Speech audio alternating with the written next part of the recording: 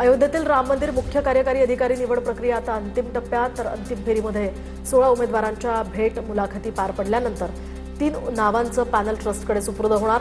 राम मंदिराच्या सीईओ पदासाठी देशभरातून तब्बल 5585 अर्ज आलेत।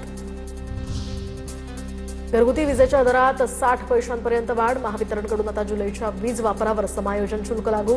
घरगुती ग्राहकांना प्रति युनिट 10 ते 60 पैसे अतिरिक्त द्यावे लागणार। टीएमसी मुख्यालयाच्या मोकळ्या जागेमध्ये दारूच्या बाटल्या। तर गटारी अमावस्येनंतर मुंबई महापालिका मुख्यालयात हा धक्कादायक प्रकार समोर। जनसंपर्क कक्षासमोरील मोकळ्या जागेतला दारूच्या बाटल्यांचा व्हिडिओही व्हायरल। HSRP नंबर प्लेट न लावणाऱ्यांवर आता परिवहन विभागाकडून कारवाईचा फास आवळला जाणार। राज्यभरात विशेष आरटीओ पथक तैनात। आतापर्यंत एकूण 1,10,84,000 वाहनधारकांनी हाय सिक्युरिटी नंबर प्लेटसाठी नोंदणी केली आहे।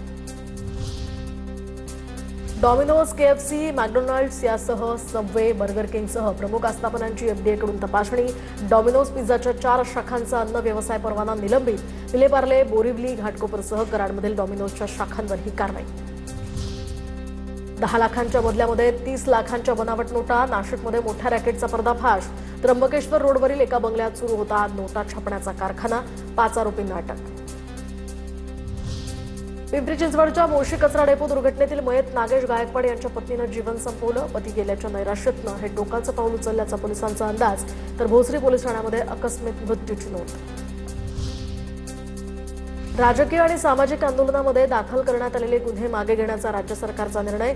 31 मार्च 2027 पर्यंत ज्या गुन्ह्यांमध्ये दोषारोपपत्र दाखल होतील असे खटले मागे घेतले जाणार।